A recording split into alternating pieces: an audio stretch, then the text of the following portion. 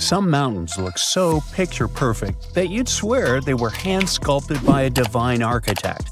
And the thing is, you're not that wrong if you think so. Wait, did someone really build mountains? Hidden deep in the Amazon rainforest, there's a bizarre cone-shaped peak that raises that exact question. And halfway across the world, there's a landscape that looks like someone spilled a massive bag of Hershey Kisses across a green field. No, you can't make this stuff up. Get ready to learn what would happen if a Hershey's Kiss and the Road to El Dorado movie had a baby in real life, because we're diving into two of the most mysterious and oddly satisfying natural formations on Earth: Cerro El Cono in Peru and the Chocolate Hills in the Philippines. One might be an ancient lost pyramid, and the other turns into chocolate every year. Well, sort of. Let's start with El Cono. This strange, solitary mountain rises more than 1,300 feet above the treetops in the heart of the Amazon, right near the Peru-Brazil border. Sure, the Amazon is no stranger to mountains. There are impressive ranges, like the Amiri Mountains farther north and the Andes, not in the Amazon per se, but running along Peru's spine. But you see, El Cono is different. For starters, it's completely isolated. If you fly over the region in a helicopter, all you'll see for miles is an endless emerald sea of rainforest. Then, boom, out of nowhere, a perfectly cone-shaped mountain juts into the sky like a giant green Dorito. It's not part of any major mountain chain, it doesn't have any siblings, and it looks so symmetrical that it almost feels artificial. And it's covered by forest. Now, naturally, this has sparked all kinds of theories. Some people think it's an extinct volcano. Others say it's a freak of erosion. And then there are those who whisper more exciting possibilities. What if it's a lost pyramid? And before you roll your eyes, this idea is not as wild as it sounds. And some people actually stand by this theory. After all, the ancient civilizations of South America built pyramids too. What? Yeah, can you believe that the Egyptians didn't actually invent the concept of pyramids? No joke. The Mochichachapoya and Inca civilizations all built monumental structures. In fact, pyramids are found all over the world, from Ethiopia and Thailand to Greece, Mexico, and even Italy. So why do pyramids keep popping up throughout history? Simple. They're structurally sound. The broad base supports the weight, and the pointed top was often seen as a symbolic connection to the heavens. Okay, but what are the chances of all these people coming up with the same idea at the same time? Okay, calm down. Ancient aliens. Yeah, that's possible. But as it turns out, ancient people did talk to each other via trade, migration, and cultural exchange. Ideas like pyramids didn't need to come from a secret one-world civilization. They just came from smart, curious humans scattered across the globe, all looking up at the stars and wondering how to get closer. In fact, recent archaeological discoveries have revealed massive ancient cities deep in the jungle that were completely swallowed by nature. In Guatemala, scientists uncovered a lost Maya city with its own pyramid structures. In Mexico, an entire metropolis was found buried beneath forested hills. So yes, humanity can forget an entire city. Take another look at El Cono from the air, and you might start believing it too. Its slopes are smooth. Its symmetry is uncanny. From above, it resembles a colossal step pyramid or ziggurat, cloaked in jungle vines and secrecy. And if someone told you it was the moss-covered remnant of an ancient civilization, you might just nod and say, "Yeah, I see it." Of course, no one's proven anything yet. But the mystery is delicious. Like a myth waiting to be cracked open. At the same time, for people who live nearby, El Cono isn't just a geological curiosity, it's sacred. In Andean cosmology, mountains like El Cono are known as apus, spiritual guardians of the land. These aren't just rocks, they're living beings, protectors, deities. Think Te Fiti from Moana, but South American and a little more mysterious. The indigenous tribes in the region still pay their respects to this mountain, treating it not as a tourist attraction, but as a sacred ancestor.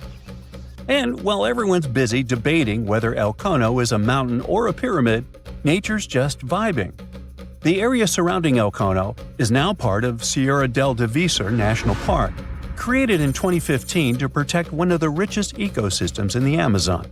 We're talking about rare plants, hundreds of bird species, many types of monkeys, and endangered animals like jaguars, giant armadillos, and even tapirs, the jungle's adorable pig-elephant hybrid. And yes, there are caves, springs, and even undiscovered ruins hidden deep in the forest around El Cono.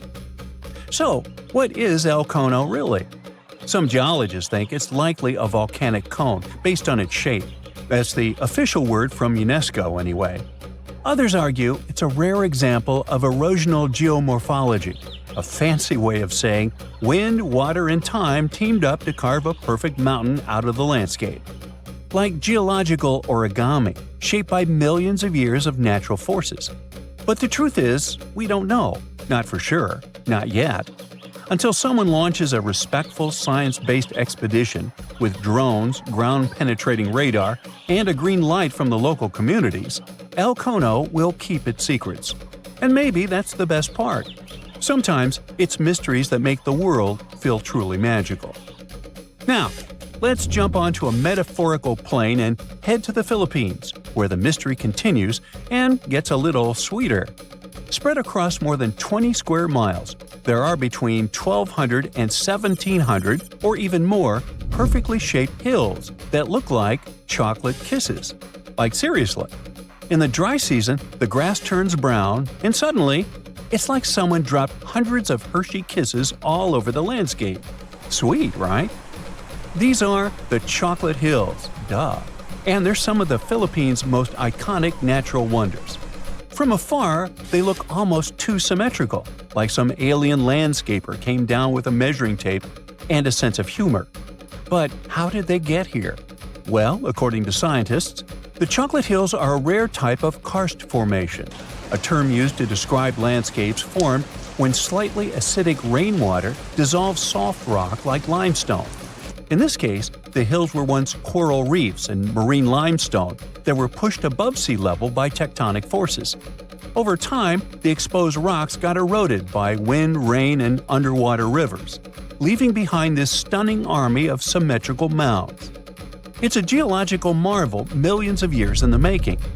But science isn't the only explanation in town. Local legends are more fun. One story says the hills were formed when two giants got into a rock-throwing fight, launching boulders at each other until they collapsed in exhaustion, leaving the landscape littered with mounds, just like that one scene from the Hobbit movie. Another tale speaks of a heartbroken giant whose tears turned into earth, forming the hills as a tribute to his lost love. Oh. Today, the Chocolate Hills are a National Geological Monument and a major tourist attraction in the Philippines. They're also being considered for UNESCO World Heritage status, because, really, where else can you find such a naturally satisfying mix of geology and dessert? If you ever want to visit, it's pretty easy. Fly into Mohenjo Daro International Airport or take a ferry from Cebu, and then head to the towns of Carmen, Batuan, or Sambanga. There are designated viewing decks, eco-parks, and even ATV tours that will let you explore the hills up close. So, whether you're chasing lost pyramids in the jungle or climbing a mountain that turns into chocolate in the summer, the planet still has places that surprise and delight. And that's the real treasure. Sometimes, nature's weirdest, most beautiful shapes aren't hiding aliens or ancient tech. They're just proof that Earth has a wild imagination. See this place on the map? Yeah, right there. It's estimated that around 100 people have vanished or lost their lives here. Why, you ask? Well, it seems they were all looking for this guy, Percy Fawcett.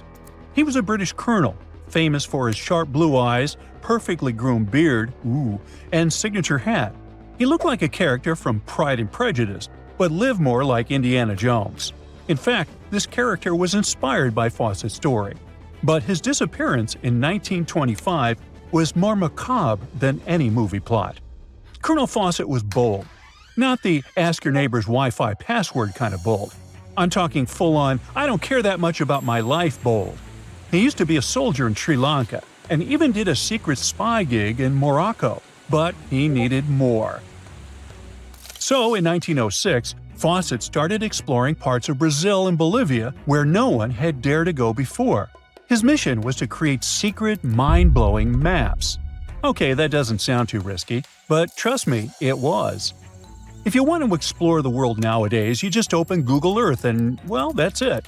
No danger, no adrenaline, just maybe one or two creepy street view photos. Ew. But we're talking about the beginning of the 20th century, when satellites and this weird Google car didn't exist. Back then, if you wanted to fill in the world map, you actually had to explore the land on foot. So that's how Colonel Fawcett ended up in South America. And he became famous for his expeditions to map out the wild Amazon. He was the first guy to record the locations of waterfalls in that region, for example. But then he got obsessed. Blame it on lack of sleep or whatever sketchy Amazon jungle juice he was sipping, but suddenly he was like, I'll bet there's an ancient advanced city hidden somewhere around here. Spoiler alert, there wasn't. But he was hooked on that idea. Hanging out with native Indians for so long convinced him that large groups could totally thrive in the middle of a massive rainforest. And of course, Fawcett loved a good old adventure story, especially the ones from the 16th and 17th centuries, written by European explorers. In those stories, adventurers claimed they had found huge settlements and fine roadways deep in the heart of Latin America. But Fawcett's all-time favorite story came from a manuscript written in 1753. Back then, adventurers were hunting for precious metals in Brazil when they stumbled upon a ruined city with monumental buildings, roads, and plazas. Oh, and every corner had a Roman-style spire. Naturally, the colonel was all in to find it. Too bad no one told him this manuscript is mostly considered a forgery. Yep, this story is as real as Snow White's. But then, things got weird. The settlement described in that manuscript was supposedly located in the northeast side of Brazil. But now, he's saying there's an advanced civilization in Mato Grosso, which is in a different part of the country. So he decided to name this new place the City of Z. Back in the 1920s, the colonel launched 2 separate expeditions to find it. But both trips failed, as he faced terrible weather, fever, and of course, exhaustion. Now, tell me in the comments, what do you think Fawcett did after 2 failed expeditions? Option A, he quit. Option B, he called his mom. Option C, he tried again because he didn't get the memo that the universe is clearly saying stop. Well, of course, option C is the right answer. This is relentless Fawcett we're talking about. So, 3 years later, the colonel finally gathered enough cash to launch yet another expedition in search of the City of Z. All he needed was a crew of people crazy enough to join him. Famous and experienced explorers were begging to come along. But nope, Fawcett decided to take his son and his best buddy instead. In January 1925, this brave trio set off on their journey. They packed mosquito nets, canned food, and made a promise, we shall return. Another spoiler alert, they didn't. Uh-oh. The journey kicked off in New Jersey, and then they sailed all the way to Rio de Janeiro, Brazil. There, they stopped to grab some pack animals, like horses, and hired a couple of local guides. Now they were ready to head to the city of Cuiabá. Now keep in mind the distances in Brazil are crazy huge. So this little journey was like traveling from Miami to Chicago on foot. 3 months later, they finally ventured into the jungle for the first time. And that's when the fun really began.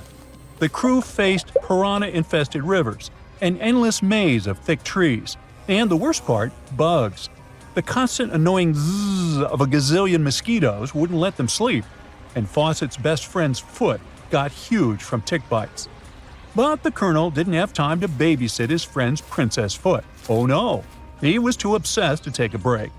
In fact, at some point, he was so far ahead of his companions that he had to camp alone for a night. On May 29th, Fawcett finally came to his senses. There was no City of Z. But did he let that stop him? Not really. He unpacked their gear and sent the local guides back to Cuiabá. But before saying a final goodbye, he asked them to deliver a letter to his wife, saying something like, "Don't worry, hon, our son is well and getting stronger every day." Sure he was. Anyway, after this dramatic farewell, the trio set off into the bush alone. the darkness swallowed the thick forest, and then they were never seen again. Okay, that was intense, so let's fast forward. 2 years later, the newspapers were still speculating whether the trio could still be alive, and Fawcett became a legend, like Bigfoot, but less hairy. One guy said that the colonel had become one of the locals and was living his happily ever after in the jungle. Another guy said he was held prisoner by the Indians, but no one could confirm any of these sightings. It wasn't until 1928 that the British authorities finally thought better late than never and decided to look for Fawcett and his crew. By that time, they were sure their expedition had perished, but they still needed proof. And after days and days of surviving the jungle's worst nightmares, they found, well, nothing. But in a weird way, this mystery inspired more explorers to look for them. It's estimated that about 100 people have passed away in this process, and a few have followed in the explorers' footsteps by disappearing without a trace. So, what really happened to the expedition? Researchers have pointed their fingers at everything under the sun: parasitic infections, starvation, drowning, jaguar attacks, you name it. Some even say Fawcett dove headfirst into mysticism and started an occult community in the jungle. The Brazilian anthropologist Orlando Vilas-Boas was probably the one who got the closest to solving this case. Back in the 1950s, he was working with the Kalapalo Indians when they suddenly admitted to, getting rid of Fawcett. They even had bones to prove it. But it turns out a forensic analysis showed that the remains didn't belong to the colonel. So we're back to square one, and nobody knows, to this day, whatever the heck happened to them. Fawcett's quest, as we know it today, is based on some pretty questionable sources. But there is a possibility that he wasn't living in Delulu land after all. Recent discoveries suggest that his idea of a sophisticated jungle city wasn't just pure fantasy. In 2024, a massive ancient city was found in the Amazon, hidden beneath dense vegetation. Evidence suggests it was built around 2,500 years ago, and it was surprisingly advanced, featuring houses and plazas, all connected by an incredible network of roads and canals.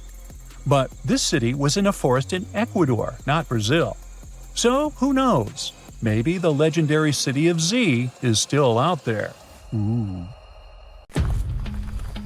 They finally did it. After 300 years of searching, archaeologists pinned down the location of the lost land of the white jaguar, the city of Maya hidden in the wild jungles of Mexico. It all kicked off back in the 1500s with the Lacandon Maya.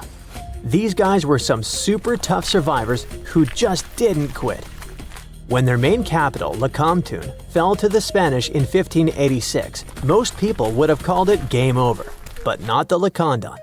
Nope, they packed up, headed deeper into the rainforest, and built their last stronghold, Sak Balan. It was a hidden fortress of stone temples, twisty jungle trails, and howler monkeys acting like noisy little guards. For over 100 years, the Lacandon managed to keep their traditions alive there, far from European control. Then, in 1695, history came crashing in. A Spanish friar named Diego de Ribas stumbled into Sak Balan. And yeah, that was basically the beginning of the end. Soon after, the Spanish took over. By 1721, the Maya had abandoned Sak Balan. The jungle didn't waste time. It swallowed the place whole, with roots tearing into walls and vines smothering plazas. The city didn't just disappear, it got eaten alive. For the next 300 years, Sak Balan turned into more of a myth than a memory. A name archaeologists and explorers would whisper, secretly hoping to find it one day. Plenty of expeditions tried to track it down, but the rainforest is sneaky. Every path looks identical, maps fall apart in the humidity, and even GPS can't cut through the thick green ceiling. It was like looking for a needle in a haystack, except the haystack was alive, covered in thorns, and yeah, crawling with jaguars that would happily make you lunch. So how did the scientists crack the mystery? One word: a letter from the 17th century. The letter by Diego de Ribas described all the routes, rivers, and trails leading to Sak Balan. It showed in every detail the journey of the soldiers who walked 4 days to the Ocomtun River after leaving Sak Balan. Then they sailed for 2 days and arrived at the church El Encuentro de Cristo, left their canoes, and continued on foot to Lake Itza in Guatemala. This was already detailed enough, but the scientists needed to pinpoint the exact location with geographic information systems. They took into account vegetation layers and how much each person was carrying to map an approximate range where Sak Balan should be. They fed this information to GIS and calculated where the city should be. And bingo, it worked. Archaeologists traveled through the jungle and found stone temples rising like broken teeth from the earth. There were also some tools and ceramics, and a Spanish church right in the middle of the ruins. The discovery isn't just about cool ruins, it rewrites history. For decades, people assumed the Lacandons simply scattered after Ocomtun fell, but Sak Balan proves they regrouped, fought, and preserved their culture for over a century more. It's like discovering the final chapter of a book we thought ended too soon. There's also irony here. The Spanish friar who revealed Sak Balan helped doom it. Yet his letter, centuries later, also helped save its memory. Today, the ruins sit inside a biosphere reserve, protected by the same jungle that once hid them. Tourists can't just waltz in. It's raw, tangled, alive. The city breathes again, but on its own terms. Scientists just uncovered another lost city, buried under the thick jungles of Mexico. It had been hiding there for 600 years. The place is called Genola, and it's massive, about 360 hectares with more than 1,100 buildings, 2.5 miles of defensive walls, its own network of roads, and a super organized city plan. Because it was so deep in the jungle, you'd never realize how huge it really was unless you spent years hiking through it. But modern tech swooped in to save the day, using LIDAR, a kind of laser scanning tool. Researchers flew over the site, and in just 2 hours, they had a full 3D map of the entire city. Genola was built sometime between 1350 and 1521, back in pre-Columbian times, and it used to be buzzing with life. It was a major hub for the Zapotec people, who had been around in the region since about 600 BCE. Families there lived in homes with big central patios surrounded by rooms, and as they got new members, they just add more rooms and stretch their houses out. They even used the mountains around them as natural walls and channeled mountain water for drainage. A lot of their buildings are still standing, which is wild considering how much time has passed. By the late 1400s, the Zapotec were real powerhouses along the Pacific coast. They even fought off the Aztecs, who were constantly trying to expand. At Genola, they survived a brutal 7-month siege. But even though hiding in the mountains kept them safe, it wasn't perfect. They didn't have enough fresh water or farmland to feed everyone. Just 12 miles away, the smaller city of Tehuantepec had what they needed. So the Zapotec moved there right before the Spanish arrived in 1521. What the scientists have seen so far is just scratching the surface. That LIDAR scan revealed more than 1,000 buildings, and archaeologists are planning years of research to figure it all out. Instead of digging everything up and risking damage, they'll use advanced scanning tech to keep studying the city safely. Alright, now let's hop across the world to Egypt, where archaeologists stumbled on a whole lost city called Immit, tucked away in the eastern Nile Delta. The place was buried under layers of mud, water, and time, hiding in a swamp that's been shifting and changing for thousands of years.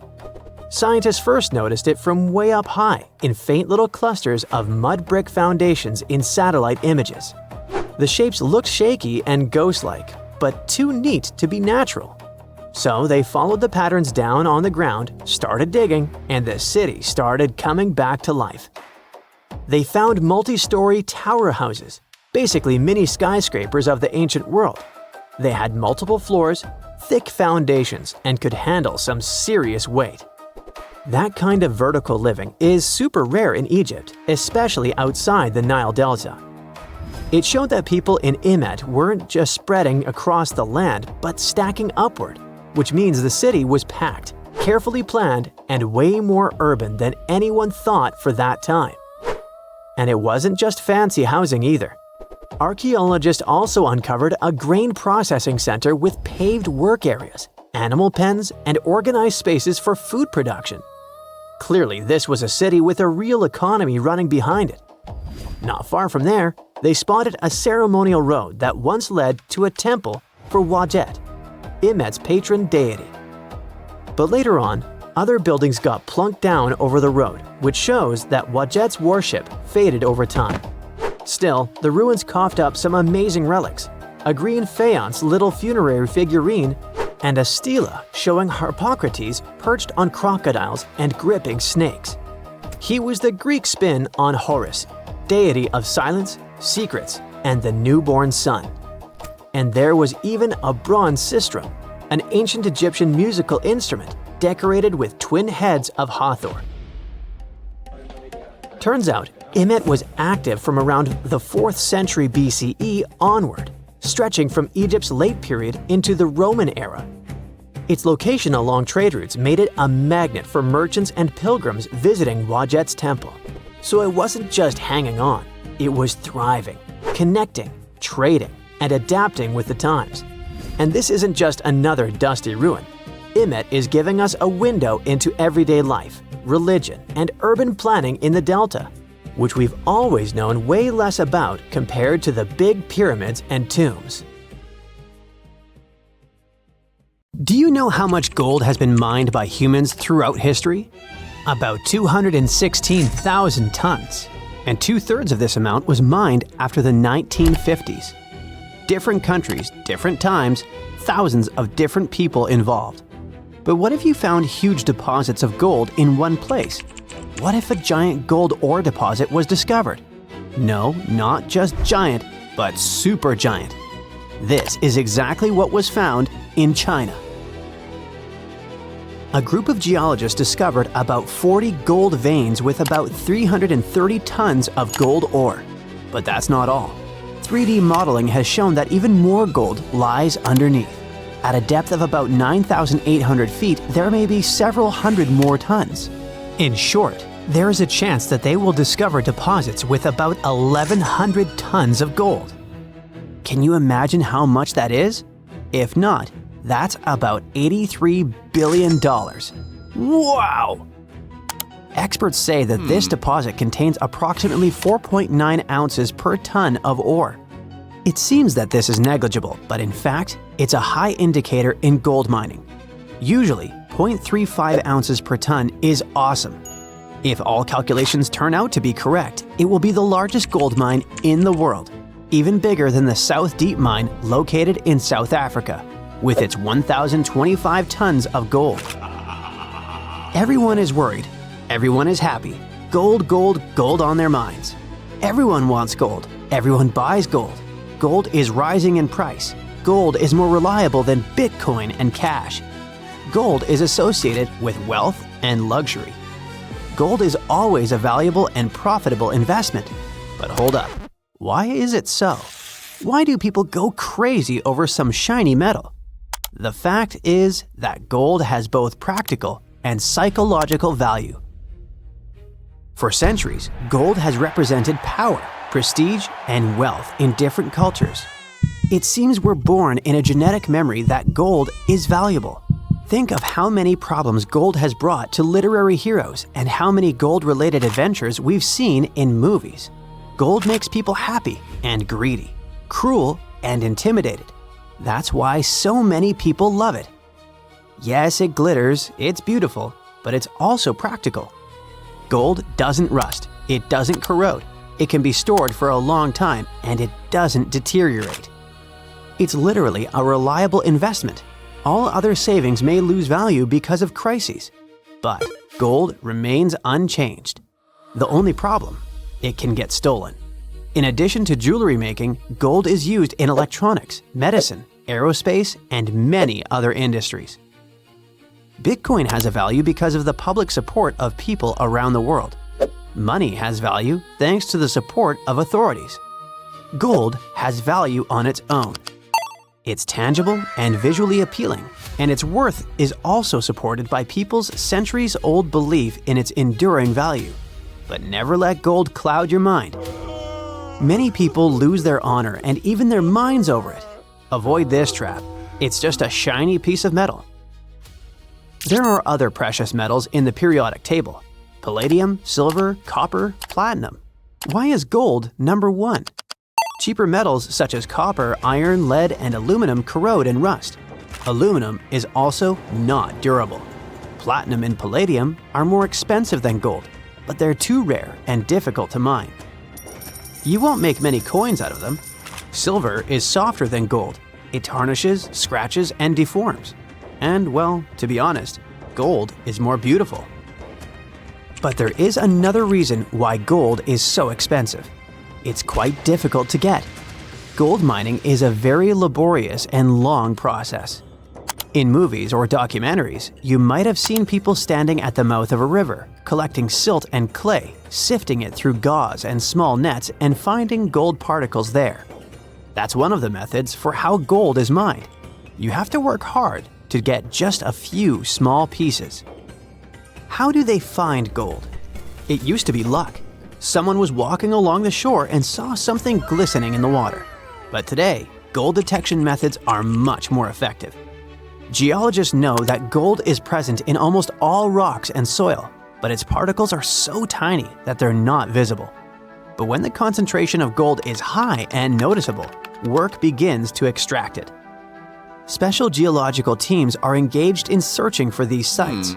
When they discover gold, they drill wells, then take soil samples and decide if there's enough metal to carry out large-scale mining. Production depends on the deposit. If gold is in hard rock, miners drill holes, place dynamite, and detonate it. The explosion breaks the rock into pieces so they can extract the gold. But this is just the beginning of the work. After collecting large pieces of rock, workers take them to factories to extract valuable material. At the first stage, specialists break large pieces of rock into smaller ones. Using crushing machines, they grind the ore into tiny pieces, similar to gravel. This gravel then enters rotating drums filled with steel balls. The drums spin, and the balls grind the gravel into powder under pressure.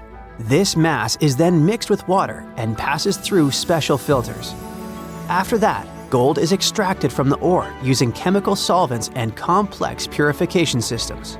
It adheres to carbon, then is separated from it, followed by several additional processes, including electrolysis and further purification. At the end, the gold is melted and separated from impurities, then poured into ingots and sent to other plants for further processing. Yes, it's a difficult and time-consuming process, and quite a long one. And it's not always profitable.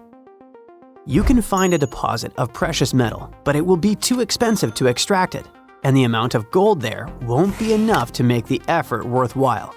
Only 10% of the world's gold deposits contain enough precious material to pay back for its extraction and processing. There are many areas filled with gold. Do you know how many of them are suitable for productive mining? Less than 0.1%.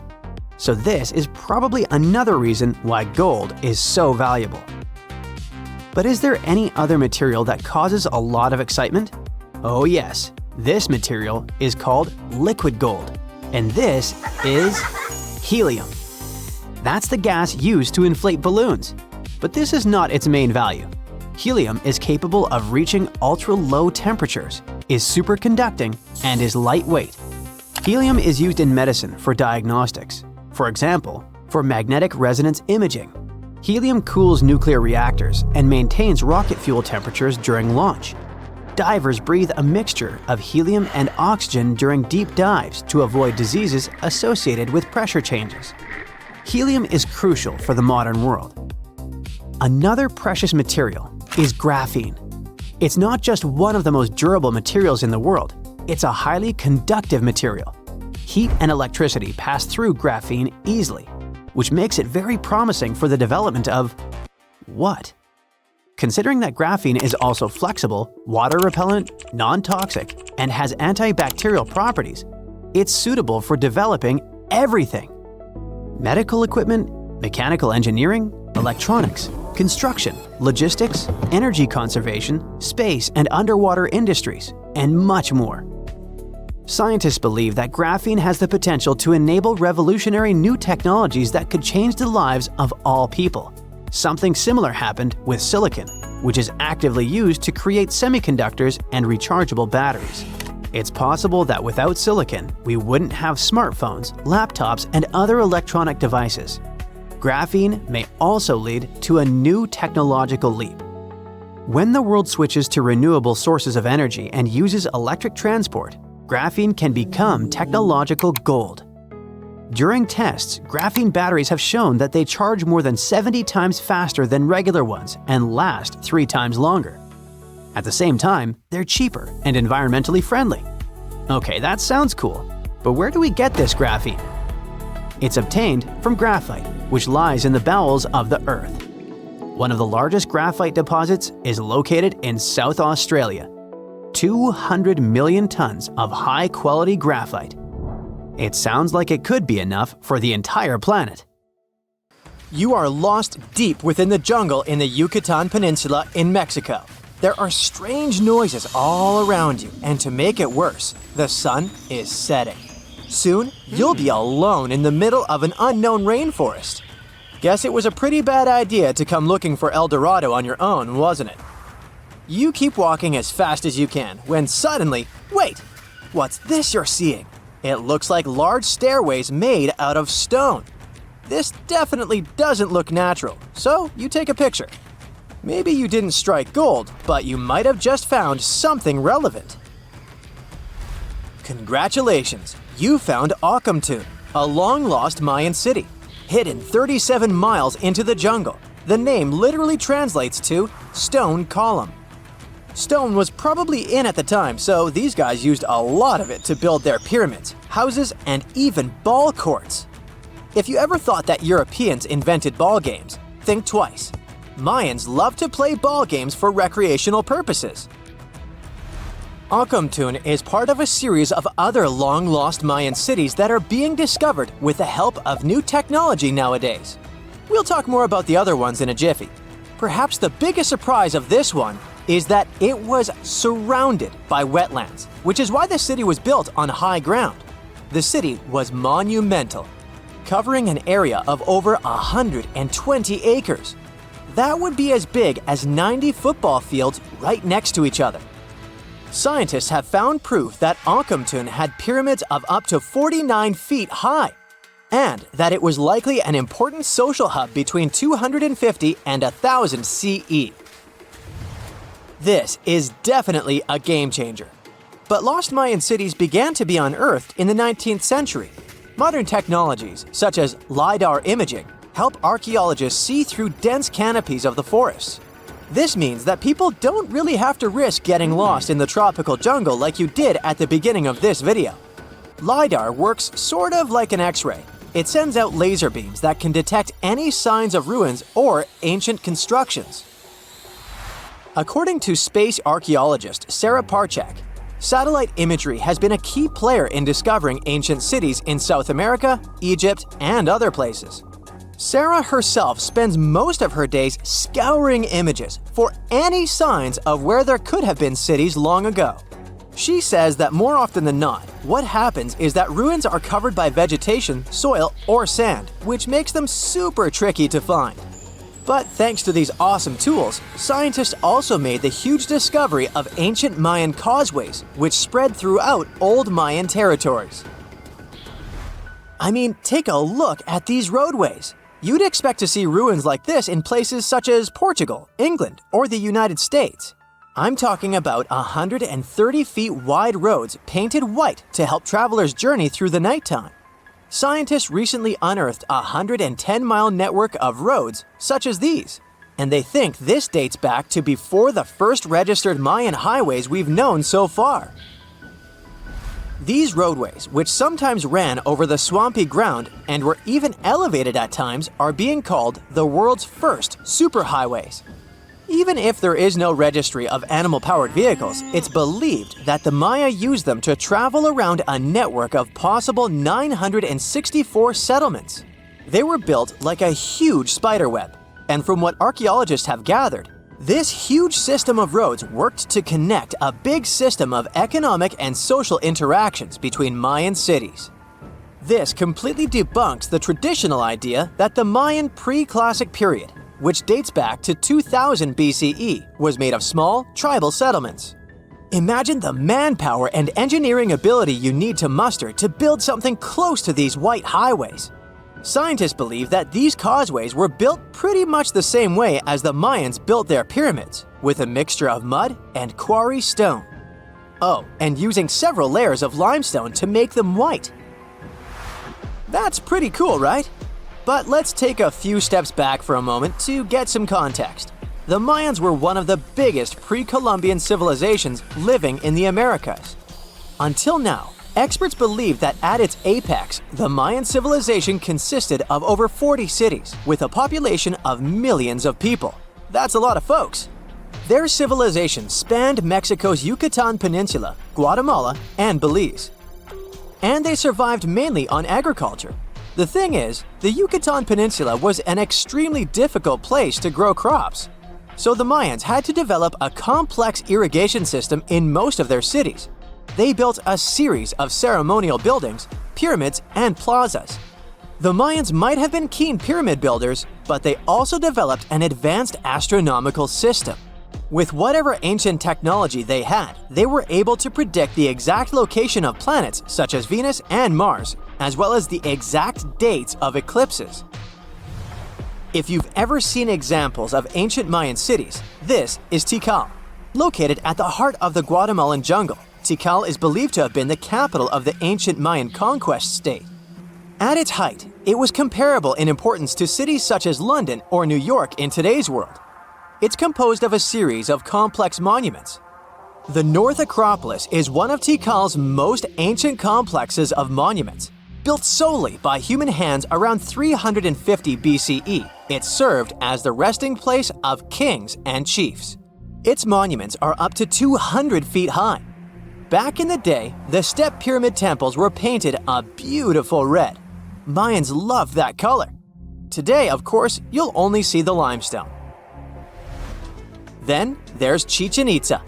It's got one of the best preserved pyramids on Earth to date. Located in Mexico's Yucatan state, this Mayan city is well over 1,500 years old. At its peak, it was home to 35,000 people. The site covers 4 square miles of land. The highlight is El Castillo, a tremendous step-like temple standing 80 feet above ground. Its most peculiar feature is that it has 91 steps up each of its 4 sides, including the upper platform, which makes for 365 steps, the same number of days as the solar year. You can see that these folks were a pretty big deal, huh? That's why nobody can really understand what happened to them. There's a big lack of evidence on the decline of this almighty empire. What could have been the cause of their demise? Was it a drought? New research in 2017 did bring some new discoveries into the mix. Using data from a site at Ceibal, located at southwest of Tikal, scientists analyzed radiocarbon data from ceramics and archaeological excavations to extract new information about the unexpected demise of this great civilization. The information shows that instead of a sudden collapse, the Mayans most likely fell in waves of social instability and political crises. These events are believed to have deteriorated Mayan city centers and began causing the dispersion of the Mayan population. It's hard to pinpoint the exact causes, though. But hey, recent discoveries are shedding a big light on humanity's past. Not only about the Mayan Empire, but about other long-lost civilizations of South America. A major recent discovery in Brazil was done using satellite imaging technology and is also shocking scientists. Some images from near the Xingu River, also in the Amazon, suggest that cities of millions of people might have existed inside the jungle, way before our modern civilization ever existed. I mean, If this doesn't shock you, I don't know what will. Satellite imagery also detected a network of trenches dating back to 200 and 1200 CE in the Bolivian Amazon forest. These proofs suggest settlements that could have supported around 60,000 people right in the middle of the Amazon forest. When researchers from the University of Florida went on ground to check the satellite information, they were shocked to find several mounds that were accompanied by ditches and geoglyphs. Archaeologists also found remnants of carefully designed walls centered around plazas, much like the type of construction done by the ancient Mayans.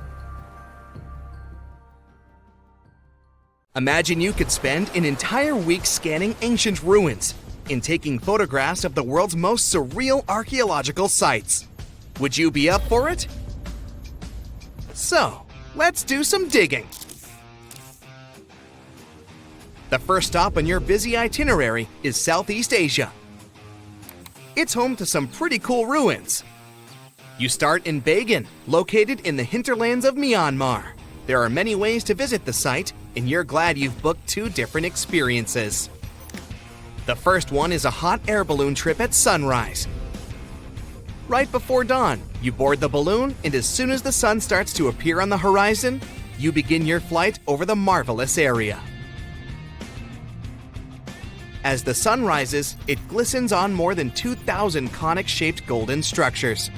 The hot air balloon ride is quick, but it gives you unparalleled views of all the 40 miles over which the site sprawls. Back on land, you rent a bicycle and roam the village of ruins. Some of them are open and allow you to peep inside. These magnificent ruins were built between the 11th and 13th century CE and were mainly places of worship. There were originally over 10,000 buildings, but they were gradually deteriorating over time due to earthquakes. Thankfully, the site became a UNESCO World Heritage Site back in 2015 and has since been preserved. Up next, you catch a flight to Cambodia. You take some time to visit Angkor, the world-famous archaeological site nestled deep within the jungle. Good thing you've brought bug spray with you. The city of Angkor was once the capital of the Khmer Empire from the 9th to 15th century. FYI, the word Angkor means capital city in the Khmer language. The city was founded by King Yasovarman I, and it became one of the largest cities in the pre-industrial world. Researchers say nearly 1 million people lived there. Until today, Angkor is admired for its stunning architecture. The Khmer style is recognized in the use of huge blocks of sandstone. The towers are believed to have been once decorated with gold. But today, the site is a maze of vine-covered temples. The city was abandoned in 1431 and wasn't rediscovered until the 1840s. Oh, and just so you know, this is also a UNESCO Heritage Site. It became one in 1992. In case you want to brag to your friends about your culturally rich adventures in the future. Now, your trip continues in Egypt. You're here to visit the Karnak Temple in the city of Luxor. You opt for the most unusual way to get to Luxor. That is, a boat ride down the Nile River. Leaving Cairo, you head south until you reach the famous ancient city. Luxor was once the capital of Egypt and a true hub of power and wealth. That is why the Karnak complex is such a great archaeological site. You choose to visit it at night, and still at the entrance, you are struck by the site's beauty. In the evening, artificial lights cast a golden glow on the temple statues and stone columns. The temple is huge and was built mainly around the 18th and 19th centuries BCE. Each Egyptian pharaoh from that period left their own architectural mark on the site. The highlight of this tour is taking a walk through the Avenue of Sphinxes and discovering the Great Hypostyle Hall. This hall is filled with towering pylons and solid sandstone columns, a true wonder. From Egypt, you head down to Jordan. Now, if you like terracotta landscapes, you've come to the right place. The city of Petra is a marvel of the ancient world. Located in Jordan's desert, the city was a commercial hub back in the 4th century BCE. The Nabateans, an Arab Bedouin tribe, lived in the so-called Rose City and thrived for many years. having accumulated a significant amount of wealth. The city was known for its innovative water management system, which made the region inhabitable. And yes, you'll catch a glimpse of its ruins on your tour. The rock-carved, gate-like structure Petra is famous for what is called the Pharaoh's Treasury. It stands at the main entrance to the site and is said to have a treasure hidden beneath it. Don't forget to stand right beneath it and take one of those classic pictures for social media. Once Petra has been ticked off the list, you fly to southern Europe.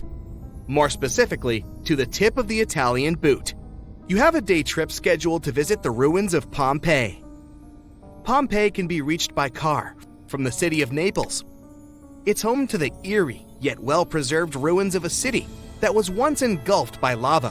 When Mount Vesuvius erupted in 79 CE, it left the city of Pompeii completely buried under millions of tons of volcanic ash. The ancient city was first discovered by beneath the volcanic rock in the 16th century, but it was first cleared from debris in the 1870s. Today, you'll be able to walk down the streets of these ancient Roman ruins and imagine what the town looked like in its heyday. Pompeii was a vibrant and rich municipality. The site's ruins revealed that many areas of Pompeii had boasted impressive bakeries, markets, and even houses with balconies, which were a sign of great wealth at the time. And believe it or not, even some artworks survived the eruption. Archaeologists found well-preserved frescoes and murals with mythological creatures. All this indicates that members of the high society lived there. The city even had thermal baths and showers made from luxurious materials. While you're still in Europe, you'll hop over to visit the iconic Stonehenge.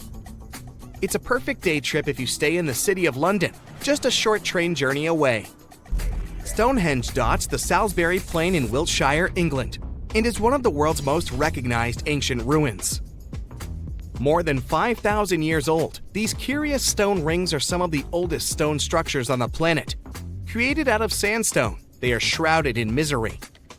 Who built them and why is still largely unknown. Popular theories claim that Stonehenge was used as a great solar calendar, built to help people keep track of days, weeks, and months. Talk about hard work to create a mere calendar, huh? In the final leg of your trip, we'll take you to explore the Southern Americas. In Guatemala, in Central America, you'll find ancient Mayan ruins. The lost city of Tikal is a city made of 3,000 buildings, the remains of the capital of the Mayan Empire. You can compare its importance to such cities as London or New York today. The North Acropolis is Tikal's most ancient complex of monuments. Built solely by human hands in 350 BCE, it served as the resting place of kings and chiefs. Back in the day, the step pyramid temples were painted a beautiful red. Mayans loved that color. Today, of course, you'll only see the limestone. You might wonder what made such a great city turn into ruins. Well, archaeologists have no clue about the cause of Tikal's decline. Until today, this question remains unanswered. Was it a drought? Disease? Maybe we'll never know. Are you in the mood for some Mayan ruins? Chichen Itza is an archaeological site with the best preserved pyramids on Earth. Located in Mexico's Yucatan state, this Mayan city is well over 1,500 years old. At its peak, it was home to 35,000 people. The site covers 1.9 square miles and has many ruins spread throughout it. The highlight is El Castilla, a tremendous step temple, rising 80 feet above the ground. Its most peculiar feature is that it has 91 steps on each of its 4 sides, including the upper platform, which makes for 365 steps, the same as the number of days in the solar year. Phew, what an intense trip! Time to head home now and soak it all in. See you next time! A comfortable abode with a gorgeous view of the Mediterranean Sea will serve as a perfect rain shelter. Well, this is what a real estate advertisement might have looked like for Neanderthals 100,000 years ago. Welcome to the weird and wonderful caves you could live in, or not. Of course, back then, neither real estate and advertising had been invented yet. Never mind the fact that Neanderthals couldn't build houses and often lived in caves. Yet one of those caves looks an awful lot like a residential building. It's situated inside a high limestone cape called the Rock of Gibraltar. If the Neanderthals had had an economy, the caves inside this rock would have cost a bundle. Navigators discovered it in 1907. They just spotted a big hole inside the fortified rock. For many years, scientists have studied this place and found some traces of Neanderthals. They discovered ancient tools in the cave and bones of old animals. But the coolest thing was, they found 4 caves inside the rock. It was like a residential complex. Neanderthals lived alongside neighbors and helped each other hunt and fish. They created feather decorations and painted abstract drawings on the walls. Imagine our ancient predecessors hanging out in these caves 100,000 years ago. And now, scientists hang out there and study the primeval past of Neanderthals in detail. At the end of 2021, archaeologists uncovered a gap inside one of the caves leading to an unknown tunnel. They crawled through this hole and opened a new space under the cave roof. This place has been closed off from the outside world for over 40,000 years. And it seems it was one of the most prestigious apartments in the entire mountain complex. It has high ceilings with ancient stalactites. The ruined stone curtains divided the apartment into several rooms. Scientists also found the remains of ancient animals and scratches on the walls. It seems that Neanderthals had never lived here, but they used to visit this place. Archaeologists found the shell of a sea snail called dog whelk. One of the Neanderthals brought it here for some reason, but the primary owners of this place were hyenas. These caves show that Neanderthals were closer to humans than to monkeys. They had a way of life and even some customs. There's still a lot of work ahead, and scientists hope to find new rooms inside this rock. Meanwhile, in 2003, archaeologists discovered another early dwelling on the Isle of Flores in Indonesia. Among the green jungle, they found a cave with ancient tools. At first, everyone thought the human ancestors lived here, but then scientists discovered an unusual skeleton of an adult.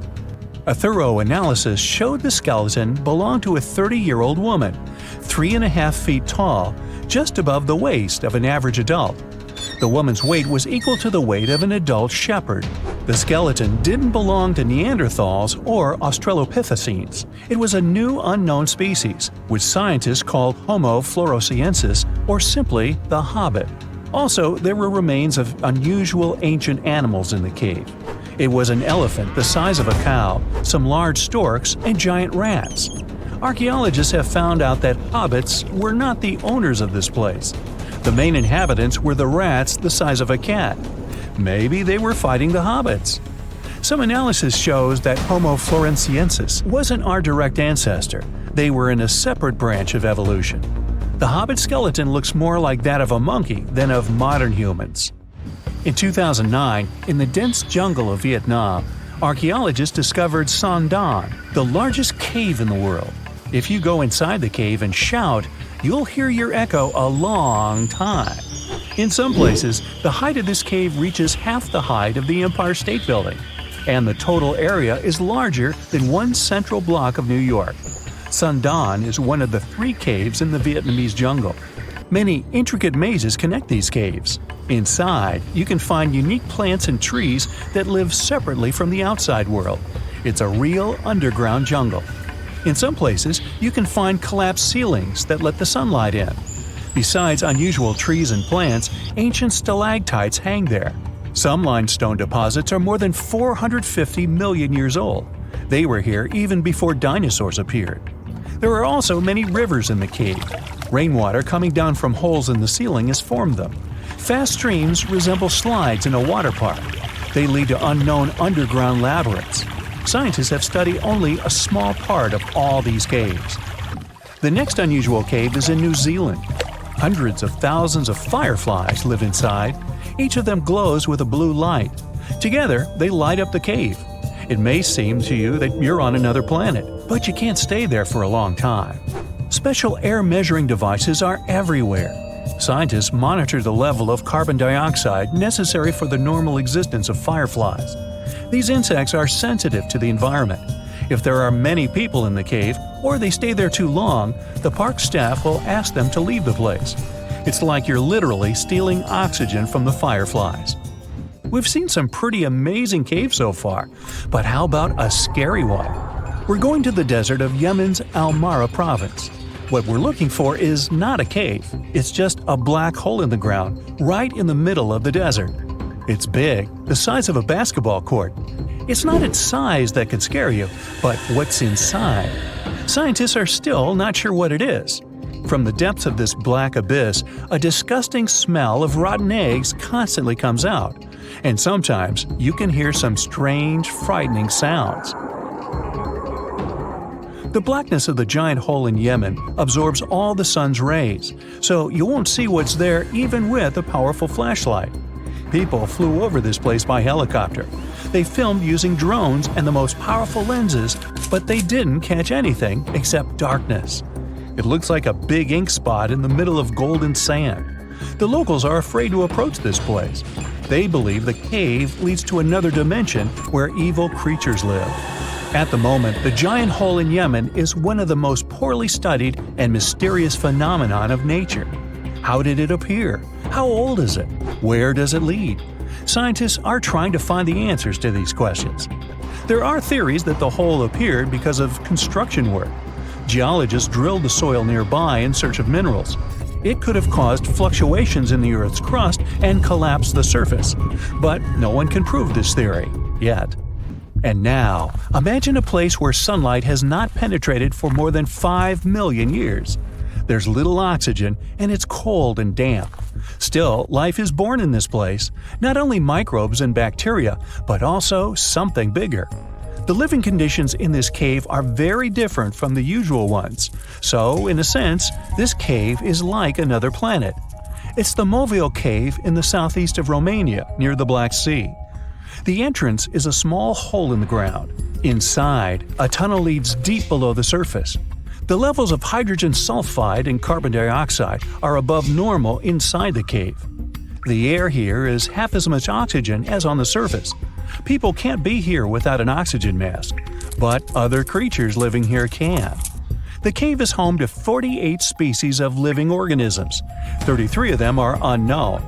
Here you can meet some unusual insects, white snails and white spiders, millipedes with huge whiskers, transparent shrimp, and unique species of leeches. They all live here thanks to the little bacteria autotrophs. They absorb carbon dioxide and release food particles. Bacteria feed on it. Other larger organisms feed on these bacteria, and some bigger organisms eat those little ones. In the end, everyone gets food. In this cave, evolution has created a biological system separate from the rest of the world. Imagine a place that could literally start at one end, trek over 1,800 miles straight to the west, and still be stuck under that massive canopy.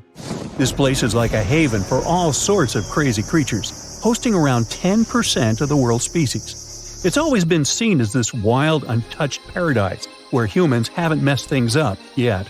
You know, like a glimpse into how the world used to be before we spread like wildfire across every continent, causing chaos everywhere. I'm talking about the Amazon region. That massive jungle turns out to be hiding some seriously cool secrets.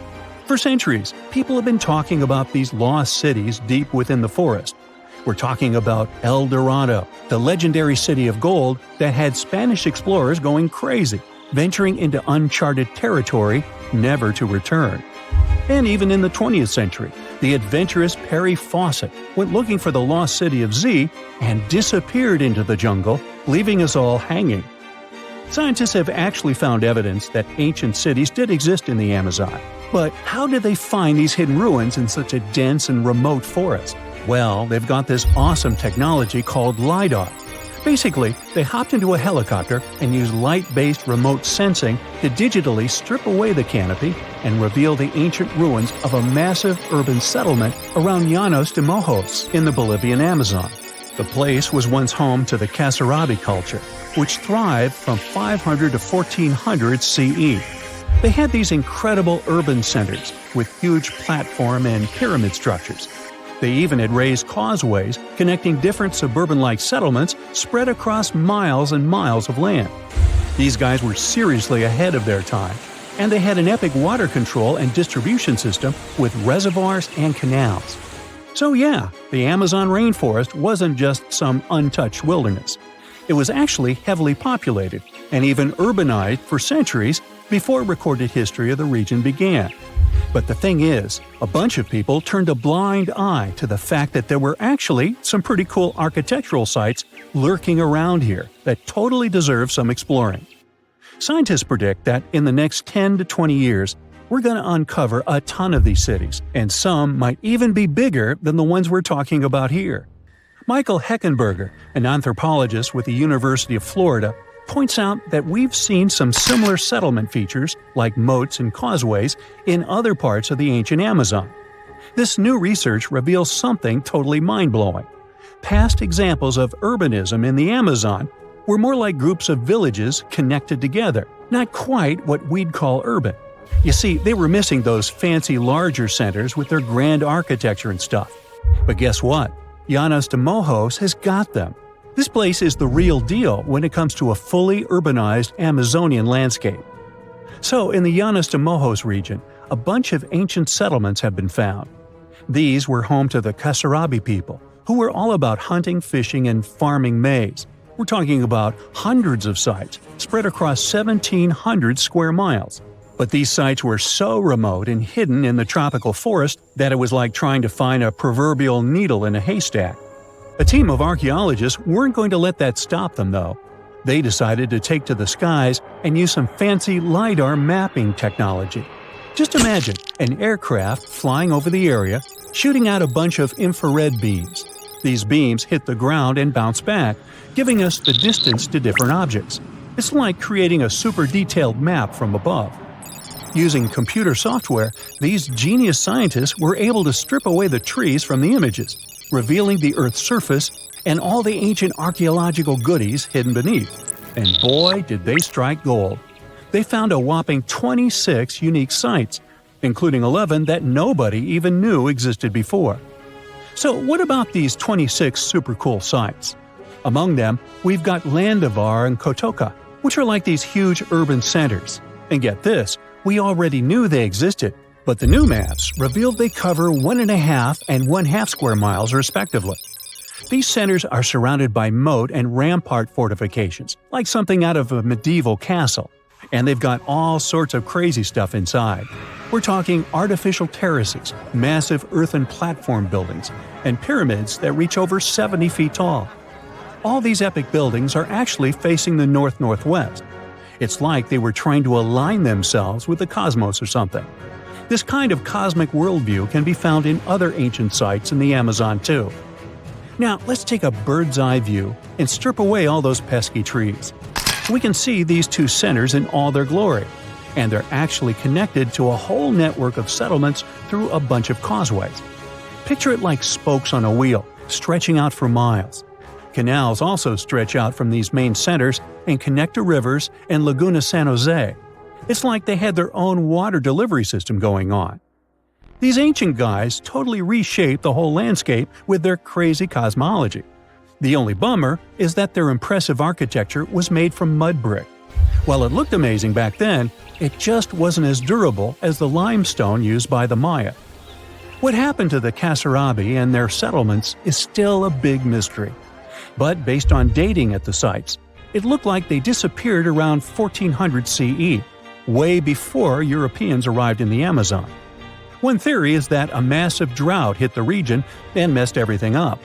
The researchers found these massive water reservoirs at various sites, which is pretty interesting, considering how rainy the Amazon is known to be. Who knows if they were for drinking water or farming fish and turtles?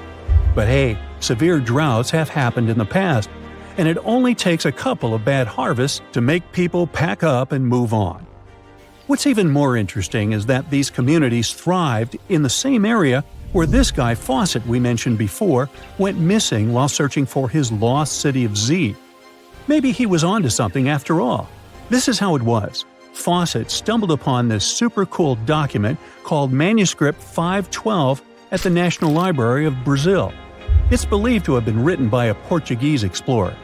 Now, according to this document, back in 1753, a group of explorers discovered the remains of an ancient city. It had arches, a statue, and even a temple with hieroglyphs. But the document didn't spill the beans on where this city was located. So Fawcett got all hyped up about finding this city and made it his secondary mission after his main goal of finding something called Z. At one point, he had to come back to Britain to run some errands, but in 1920 he decided to give it another shot. Fawcett went on a personal expedition to find the city, but it was unsuccessful. 5 years later, Fawcett, his son Jack, and their buddy Raleigh Rimmel disappeared in the Mato Grosso jungle. Some researchers think that Fawcett might have been influenced by info he got from indigenous folks about this place called Cohicagu. Turns out Cohicagu was discovered by Westerners in 1925, and it had the ruins of 20 towns and villages. Up to 50,000 people might have lived there. And get this, the discovery of other earthworks in southern Amazonia totally supports Fawcett's theory. In 2005, an American journalist wrote an article about Fawcett's crazy expeditions and discoveries. He called it The Lost City of Z. Catchy, right? Well, in 2009, he turned that article into a book with the same name. And in 2016, the super talented writer-director James Gray made it into a movie. Now, here's where things get a bit sad. The Amazon region is changing rapidly. Farming, ranching, and energy production are changing this incredible place. And guess what? Those untouched areas with ancient relics won't stay untouched for long. It's a race against time to document and preserve what's left of our past before it's lost forever. There's this interesting ancient site near St. Louis, Missouri, that a lot of people don't know about. It's called Cahokia, and it used to be a huge city with up to 20,000 people living there back in the 11th century. It's full of these massive earthen mounds that were built by hand, and the biggest one is still there today, at the Cahokia Mound State Historic Site. Even though we don't know everything about this civilization, researchers have been able to piece together some information from the remains they've found. For starters, they found some pretty old teeth at this site. After studying their appearance and structure, scientists suggest that a lot of different indigenous groups lived there. About a third of them came from other areas in the middle of the continent, which they figured out by studying the different levels of various substances in the teeth. And get this, the way the mounds are arranged shows that this was actually a planned-out city, not just a bunch of villages grouped together. The rulers lived on top of the mounds, while everyone else lived in other structures. It's amazing to think that they were doing things like farming, hunting, logging, pottery, and weaving, all within this one giant city. Right in the middle of Cahokia, there was this giant mound that was about 100 feet tall, and around it, there was this huge wooden fence. Inside the fence was the city center, which had a big open space called a plaza. Archaeologists think that the plaza was designed to represent the 4 cardinal directions of the world. It was like the people who built it wanted to create a place that was in harmony with the universe. The center of the city was where they held ceremonies and events, and it was such a big deal that people from outside Cahokia would come to be a part of them too. What became of this city? Hard to tell. Some people think that the reason it fell apart is that they cut down too many trees and the land got all messed up. Other scientists believe that's not true because the soil was still in pretty good shape after the city was gone. The Europeans were not even around at that time, so they couldn't have influenced the downfall of Cahokia either. There's also one theory that suggests there were fights with other communities that caused the city to collapse. These days, there are over 65 preserved mounds, and you can even climb the steps of the tallest one. The best part is that local authorities are thinking of making it a national park, so you should totally plan to visit before it gets too crowded. Mohenjo Daro is another lost ancient city that's still surrounded by mystery. Located in modern-day Pakistan, it was a city that flourished during the Bronze Age, and it was extremely advanced for its time. It had things like water systems and fancy architecture that other cities didn't have back then. Despite these features, it's not as well known as other ancient cities, like those in Egypt or Mesopotamia. What's even weirder is that at some point, the city was abandoned, and no one knows why. Archaeologists found the city in 1911, but it took a while for them to realize how important it was. Eventually, they uncovered a lot of really interesting things about the city, like its advanced sanitation system. Excavations uncovered over 700 wells, as well as private baths and a large communal bath. Remarkably, even private homes had toilets, and waste was efficiently disposed of through a citywide sewage system. They also had a lot of trade connections and made some really beautiful objects, like pottery, jewelry, and figurines that were sold all over the region. Despite its amazing culture and knowledge, scientists have yet to figure out why the city was abandoned. Some people think changes in the nearby river might have had something to do with it. The writings that the people of Mohenjo Daro left behind are still a complex code, even for the most skilled specialists, making it even harder to piece together their history. Have you heard of the lost city of Kolmanskop? It used to be a small settlement in the Namib Desert. Legend has it that it got its name from a man named Coleman who got stuck in the local dunes and was never seen again.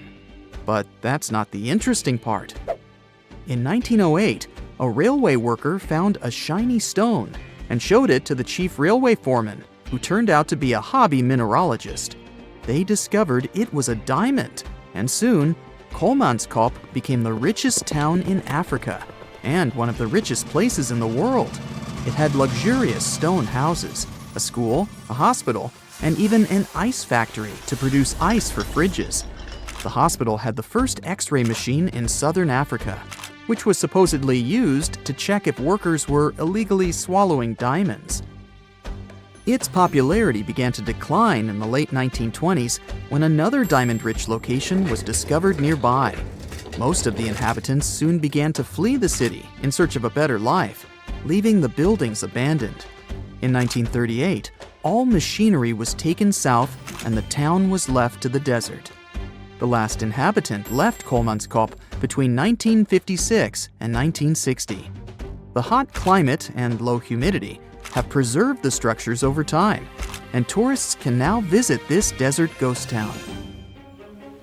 You've surely heard about this next ancient city, Machu Picchu.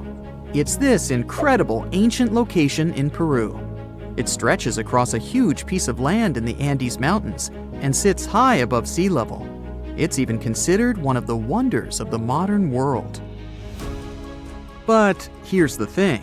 Scientists aren't exactly sure what it was used for. It could have supported up to 750 people, but there aren't a lot of human clues left behind.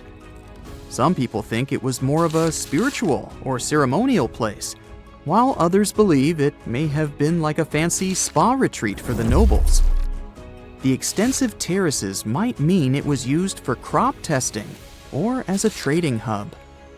And there's even a theory that it was used as a prison because they found a cell-like area too. It's amazing that even today, archaeologists and historians are still puzzled about how it was built. Did you know that they probably didn't even use wheels for transportation? And those massive granite rocks were somehow pushed up the steep Andean mountains, even though most of them weighed a lot. Some historians think that hundreds of people worked together to push each rock up the peak. The huge stones at Machu Picchu are also so close together that you can't see any cracks between them. It's pretty cool because it also makes the area safe during earthquakes, which is important since Peru is a shaky country. But how did the stones stay put during all those quakes? They actually move a little bit, but then they go back to their original spot, almost like they're dancing. Some people think wet wooden wedges were used to keep them in place, but that doesn't really add up, considering how big the structures are.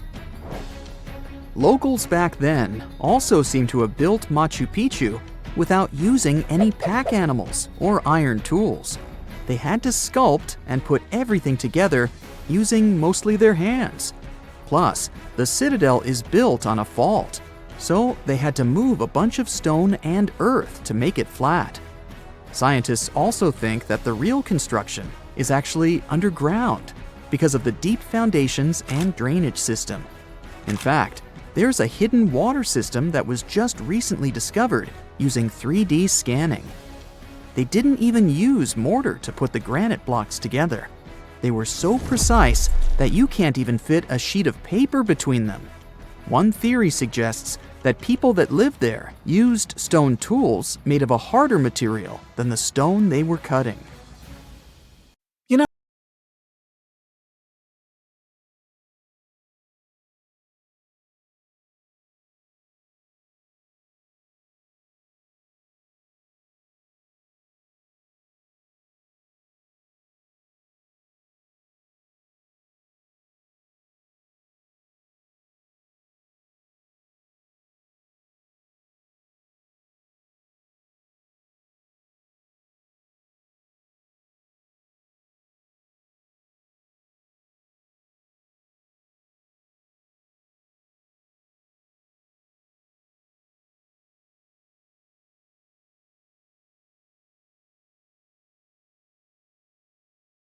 For the ride, rainforests are dense and difficult to access.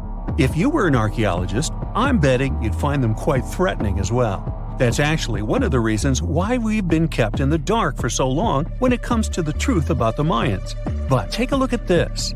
You'd expect to see ruins like this in places like Portugal, England, or the United States. I'm talking about 130-foot wide roads, painted white to help travelers journey through the nighttime. For scale, these roads were about half the size of an American football field. Huge, huh? Scientists recently unearthed a 110-mile network of roads such as these, and they think this dates back to before the first registered Mayan ruins we've known so far. These roadways, which sometimes ran over swampy ground and were even elevated at times, are being called the world's first superhighways. Even if there is no registry of animal-powered vehicles, it's believed that the Maya used them to travel around a network of possibly 964 settlements. They were built like a huge spider web, and from what archaeologists have gathered, they work as an implied system of economic and social interactions. This completely debunks the traditional idea that the Mayan pre-classic period, which dates back to 1000 to 350 BCE, was made of small tribal settlements. Imagine the manpower and engineering ability you need to muster to build something close to these white highways. Scientists believe that these causeways were built pretty much the same way as the Mayans built their pyramids. Oh, and if you're wondering about these gigantic pieces of architecture, don't worry, we'll talk about them in a bit. Now, so far, scientists believe that the roads were built with a mixture of mud and quarry stone. Oh, and using several layers of limestone, of course. Researchers were only able to find all of this out because of a new technology called LIDAR imaging. Do you know how we've used sonar technology to map out the ocean bed? Well, this is very similar to that. But instead of using sounds, we use laser systems. This mapping system allows researchers to see through and beyond the thick canopies of forests. It's like we have X-ray vision. This is definitely a game changer. But lost Mayan cities began to be unearthed in the mid-20th century. And since then, ruins from cities such as Tikal, Palenque, and Uxmal have been rediscovered. But let's take a few steps back for a moment to get some context. The Mayans were one of the biggest pre-Columbian civilizations living in the Americas. Until now, experts believe that, at its apex, the Mayan civilization consisted of over 40 cities with a population of millions of people. That's a lot of folks. Their civilization spanned Mexico's Yucatan Peninsula, Guatemala, and Belize, and they survived mainly on agriculture. The thing is, the Yucatan Peninsula was an extremely difficult place to grow crops. So the Maya had to develop a complex irrigation system in most of their cities. They built a series of ceremonial buildings, pyramids, plazas, and even courts for playing ball. The Mayans might have been keen pyramid builders, but they also developed an advanced astronomical system. With whatever ancient technology they had, they were able to predict the exact location of planets, such as Venus and Mars, as well as the exact dates of eclipses. Now, let's take a look at some of their sites. This is Tikal. Located at the heart of the Guatemalan jungle, Tikal is believed to have been the capital of the ancient Mayan Empire. At its height, it was comparable in importance to such cities as London or New York in today's world. It is composed of a series of complex monuments. In total, the site has 12,000 buildings. The North Acropolis is Tikal's most ancient complex of monuments. Built solely by human hands around 350 BCE, it served as the resting place of kings and chiefs. Its monuments are up to 200 feet high. Back in the day, the step pyramid temples were painted a beautiful red. Mayans loved that color. Today, of course, you'll only see the limestone. We've said that the Mayans spread out through different countries, so it shouldn't come as a surprise that Chichen Itza is a 10-hour drive from Tikal today. There's no feud between the two, they were just different city centers, like New York and LA. It's got one of the best preserved pyramids on Earth to date. Located in Mexico's Yucatan state, this Mayan city is well over 1,500 years old. At its peak, it was home to 35,000 people. The site covers 4 square miles of land.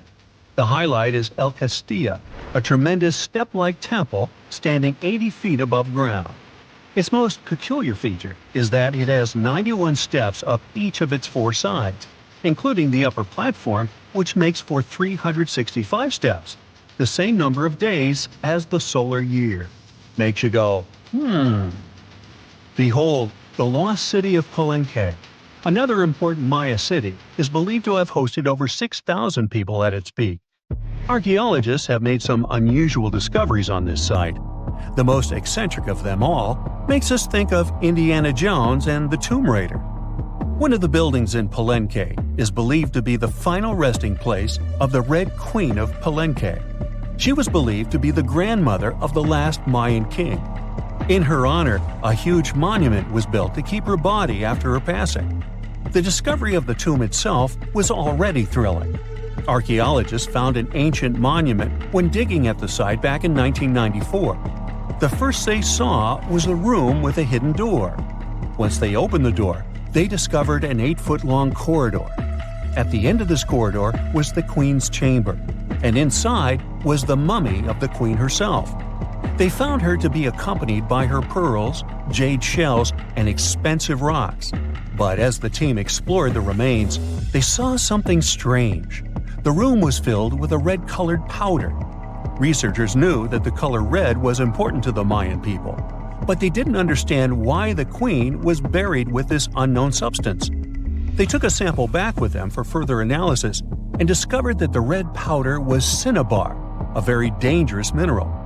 This powder, when inhaled, can cause severe health damage to a person. The team concluded that this could only be a trap for anyone trying to steal her riches. Talk about curses, huh? One thing that has always troubled researchers is the lack of evidence on the decline of this almighty empire. What could have been the cause of their demise? Was it a drought? Some disease? New research in 2017 did shed some light on this issue. Using data from a site called Ciabal, located southwest of Tikal, scientists analyzed radiocarbon data from ceramics and archaeological excavations to extract new information about the unexpected passing of this great civilization. The information shows that instead of a sudden collapse, the Mayans most likely fell in waves of social instability and political crises. These events are believed to have deteriorated Mayan city centers and began causing the dispersion of the Mayan population. So, what's your take on the end of this story? In 1991, somewhere in the lush jungles of central Vietnam, a local logger found a mysterious hole among the foliage and bushes. He looked in there and felt a strong wind blowing into his face. Then he heard a strange sound from the cave depths and realized that it was the sound of a river. The logger didn't check the cave, but decided to go back there with a flashlight and a rope. When he returned, he couldn't find the cave anywhere. He spent a few years searching for it. Finally, in the 2000s, the logger managed to locate it again. In 2009, he brought scientists to this place. They found out the cave, called Sundong, is the largest in the world. There's so much space here that you'll hear a long echo if you shout. Sundong's main passage reaches 660 feet in height in some places, which is more than half as tall as the Empire State Building. The area of the cave is so huge that an entire New York City block with 40-story skyscrapers would fit in there. There's a deep underground labyrinth under the jungles of Vietnam, hiding 3 of the largest caves in the world, and Sundong is number 1 on this list. The vast space inside is filled with various plants, unique microclimates, and different landscapes. There's a real jungle growing underground. It became possible thanks to the collapsed ceiling in some places.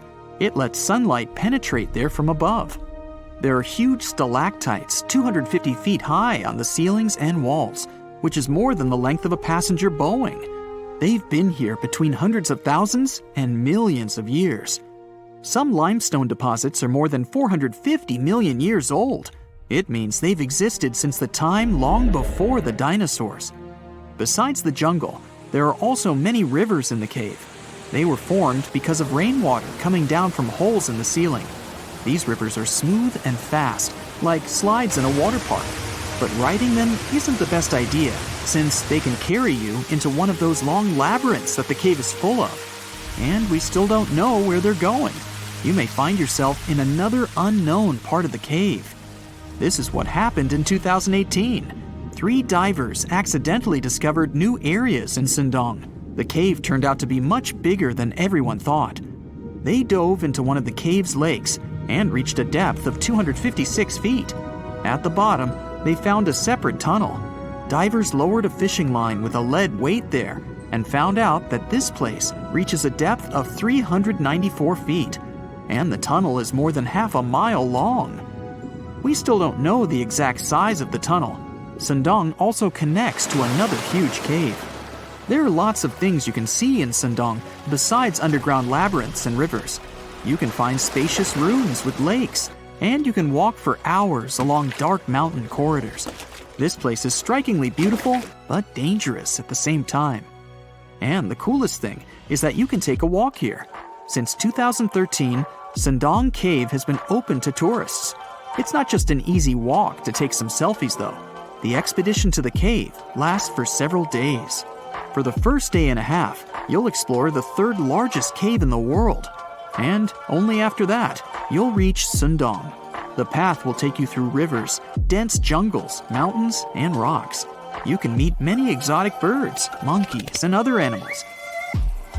And according to many people, the way to the cave is even more impressive than the cave itself. When you reach your destination, you'll spend the next few days exploring Sundong. Together with other tourists, professional guides, and porters, you'll be sleeping in tents in different places in the cave every day. You'll see some stunning landscapes and, get ready for this, 400-million-year-old majestic fossils. There are also dark rooms with lakes that are good for swimming. Such adventurous expeditions become more popular every year. People who visited the cave call it the most amazing place they've ever seen. Another amazing cave is located in Indonesia, on the island of Flores. It's quite small, but holds amazing things inside.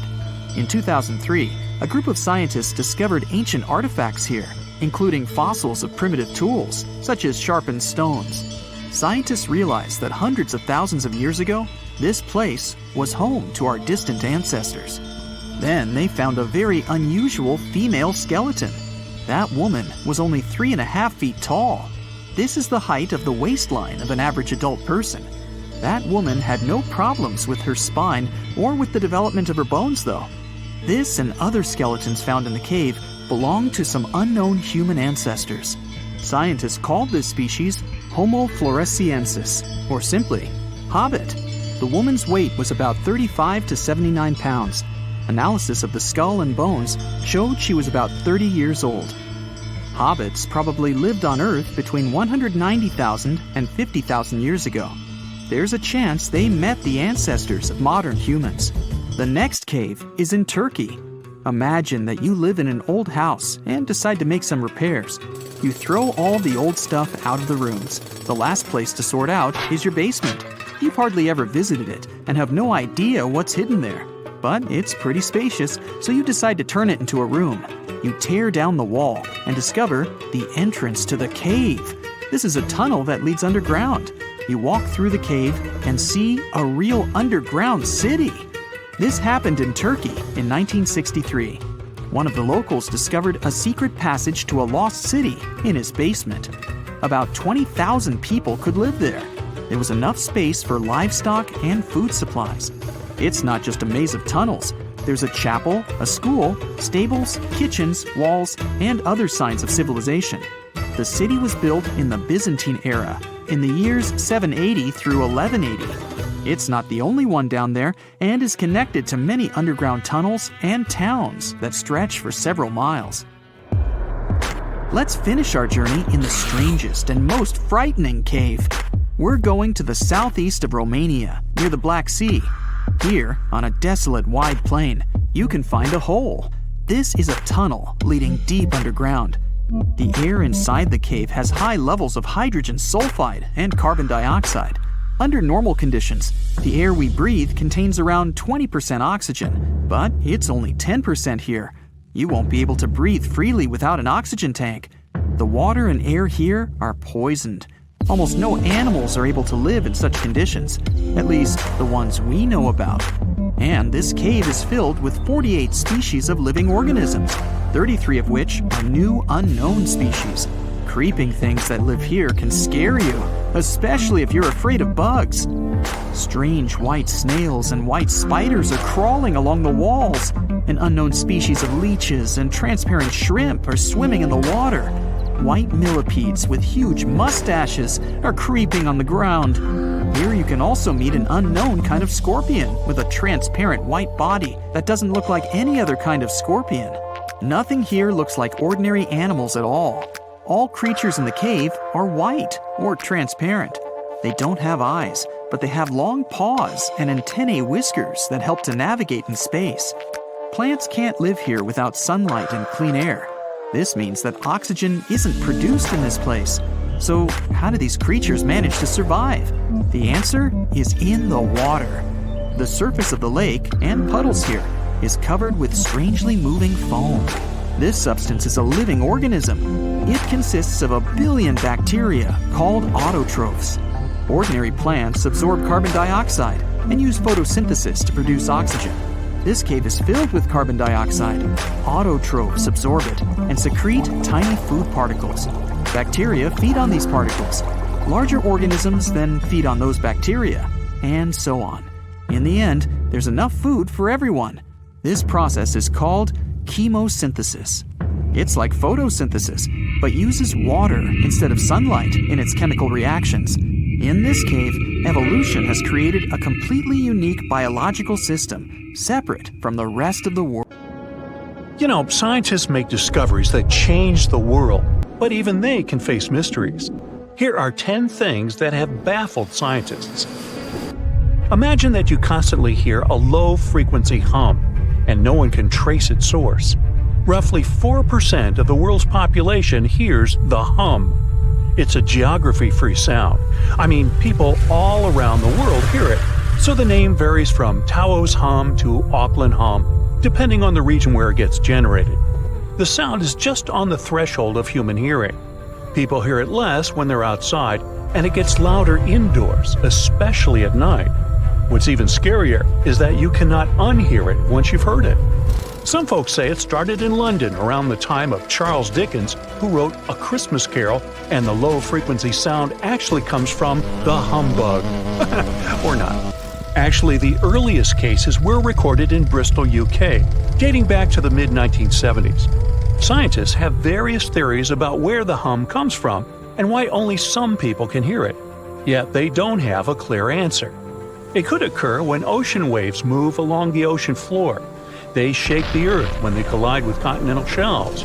Or this might be happening because of volcanic eruptions and earthquakes. Oh, and how about ultra-low frequency radio signals used to communicate with submarines or even 5G? Upsweep is another type of unidentified sound. It was discovered in 1991 in the Pacific Ocean. The sound is high enough to be recorded throughout the ocean. Scientists theorize that the sound could be related to underwater volcanic activity. Interestingly, the volume of the sound has been diminishing compared to its volume when it was first discovered, yet it still can be detected. Plus, it's seasonal. It reaches its highest volume in spring and fall. Is it related to seasonal changes? No one really knows for sure. The next mysterious thing is a cone-shaped monument found in the Sea of Galilee in Israel. This monument was discovered accidentally by sonar scanning in 2003, but the findings were published only in 2013. The monument weighs 60,000 tons. It was once submerged by rising waters. Archaeologists say the monument is enigmatic because they can't figure out where it's from. They don't know what it's connected to or its function.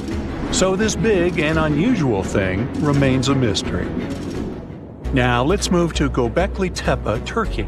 This place offers you one of the most archaeologically significant sites in the world. Why is it important? Well, it has massive carved stones about 11,000 years old. To put it in perspective, they're 6,000 years older than Stonehenge. Ancient people placed these stones before they began farming or crafting metal tools or pottery. So the existence of this place goes against the chronology of civilization we're familiar with, where people farmed first and built second. Apparently, it wasn't like that. In any case, a good question is, what was the purpose of this site? Was it built to worship some spirits? Yep, archaeologists believe it might be the world's oldest temple. Okay, say this with me. Paleodictyon notusum. Yeah, I know it sounds like a chemical formula. This is a living fossil found deep down on the ocean floor. A creature makes these hexagonal burrows, that for sure. Yet scientists can't identify the artists. Now, what do I mean by living fossil? Well, Paleodictyon notusum is a creature believed to produce a burrow nearly identical to Paleodictyon fossils. Is it a worm-like animal that made them? Scientists don't know. One thing is clear, this isn't some random stuff created by geological forces. Now speaking of fossils, take a look at this giant one. Its informal name is Godzilius. It was discovered in 2011 by an amateur paleontologist. This is a scientist who studies the history of life on Earth by analyzing fossil records. Anyway, back to Godzilius. It's almost 7 feet in length and 9 feet tall if you were to measure it upright. This fossil is 450 million years old, coming from the time when Cincinnati was underwater. It might be a fossilized algae mat, but some scientists have different opinions. This is a massive tunnel found in South America. The tunnel is at least 8,000 to 10,000 years old. At first, researchers discovered a couple of colossal burrows. They were enormous and neatly constructed. Geologists were amazed, saying they had never seen such structures before. There's no known geologic process to explain their formation. I mean, researchers have known about the burrows since the 1930s, but back then they believed that these tunnels were just some sort of archaeological construction, until they discovered huge claw marks on the walls and ceiling. They reasoned that some extinct species could be the ones to have left these marks. Many geologists strongly believe they've found the burrows of giant ground sloths and armadillos. The structure is the largest known burrow from the Paleolithic age in the Amazon. Yet experts have many questions. How come such a deliberate-looking structure could form naturally? A researcher then discovered another strange cave. This one was hundreds of miles away from the massive tunnel. Fast forward, there are now more than 1,500 burrows from the Paleolithic age found in Brazil. What's even more interesting is that some of these caves are connected to tunnels that sometimes lead to chambers. I'll continue with a natural phenomenon. What if I told you that every year, especially in October, fireballs appear on the Mekong River in Thailand? According to legends, Naga fireballs are a call for Buddha to return to Earth, and river serpents are the ones making these calls. Well, that's a myth, but what does science say about it? Is it related to a flammable gas? There are no clear answers yet. These fireballs appear to rise from the water. They can go as high as almost 990 feet. They're like fireworks, disappearing rapidly. They typically glow with a reddish or orange color. I'll mention some legends too, because why not? They're thrilling. And it would be a shame not to include the one about the lost city of Atlantis. As you may know, the legend says that Atlantis submerged into the ocean around 11,000 years ago. Since then, not just scientists, but also treasure hunters and philosophers have been searching for the lost world. Could Bimini Road be a trace? In 1968, a diver found strange stones off the coast of North Bimini Island in the Bahamas. The stones look human-made. It's like they were evenly spaced out and laid in an orderly row. It baffled scientists, but not for long. Carbon dating analysis of the blocks revealed that geological forces created the road naturally. There weren't any tool marks or signs indicating that the blocks had been stacked or something. The research is continuing, but yeah, scientists generally believe that the rocks were created by erosion. Well, I guess the time of Atlantis hasn't come yet. Okay, picture this. You're wandering on the beach, and you see dozens of octopuses walking past. In 2017, a group of people from Wales witnessed exactly this. Why did these creatures come out of the ocean? No one knows the answer. The group reported that they had seen 20 to 30 octopi crawling on the sand. The people looked for some signs of injury, but found nothing. They said that they had carried the animals back to the ocean.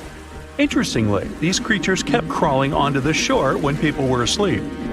Experts say that it's hard to be sure of the reason that pushed the animals to the beach without conducting a physical examination. They're still speculating about the reason behind this unusual and rare occurrence. Could it be overcrowding? Furthermore, the octopi were well armed. A separate study points out that the more fishers hunt large animals that feed on octopuses, the more the octopus population grows. Maybe that's why these creatures have to go farther to find food or shelter. But without proper research, these are only theories. There's a lot we don't know about space, too. So here's a bonus fact about the yellowish source of life in the solar system. Scientists have discovered a new type of wave inside the sun. These waves move in the opposite direction to the sun's rotation. Plus, they move super fast. So fast that it's beyond our understanding. Researchers have different theories about the function of the waves. If they figure out their role, this could give them additional insight into the processes happening inside the sun. And yes, the octopi were well armed. The story goes that two Mayan twin boys loved to play ball. Sure, they were really good at it, but they also made a lot of noise when playing. The lords of the underworld soon became bothered by the sound and summoned the two boys to the underworld, a place the Mayans called Xibalba. As soon as the boys reached their gloomy destination, the lords of the underworld began putting them through a series of tests. Soon enough, the inexperienced twin boys failed the tests and lost their lives. But this was not in vain. This sad event resulted in the appearance of a beautiful fruit tree. Soon enough, a young woman saw a beautiful fruit on this tree and reached up to pick it. Legend has it that soon after that, she gave birth to another set of twin boys named Hunahpu and Xibalba. Just like their ancestors, these twins were great ball players, but they were equally as loud, and the lords of the underworld became annoyed again. They decided to ask this pair of twins to come to play a game in the underworld, hoping to get rid of them too. When the twins arrived, the lord sent them through a number of frightening places. The first one was the House of Gloom, which was very dark. They then passed through the House of Knives, where they had to avoid getting injured. The twins then built a fire in the House of Cold, so that they didn't freeze, and ran through the House of Jaguars, where they tricked the animals into not eating them. Finally, they entered the House of Bats, where they seemed to have lost their luck. One of the bats managed to run off with Hunahpu's head. The lords then challenged the twins to play ball with them, but the boys were clearly at a disadvantage. Balan placed a turtle on Hunahpu's shoulders to make up for his lost head, and they began playing. As the lords became distracted by an animal near the court, Balan stole his brother's head and placed it back in its place. Much to the annoyance of the lords, the twins were now able to tie the game. Hunahpu and Balan continued to perform a series of tricks for the lords of the underworld. One of them involved Balan injuring Hunahpu and then bringing him back to life. The lords were so impressed by the twins' performance that they asked them to do the same trick on them. Of course, the twins agreed, but after performing their trick on some of the lords, they refused to revive them. Seeing what had happened, the lords of the underworld admitted defeat and begged for their lives, promising not to intervene in the lives of people ever again. Hunahpu and Balan were happy to have avenged their ancestors and gained the respect of the lords. Legend has it that the lords of heaven were so impressed by the twins that they took them to live in the sky by turning them into the moon and the sun. The Maya civilization was one of the most dominant indigenous societies in history, and their folklore and traditions are still discovered and studied today.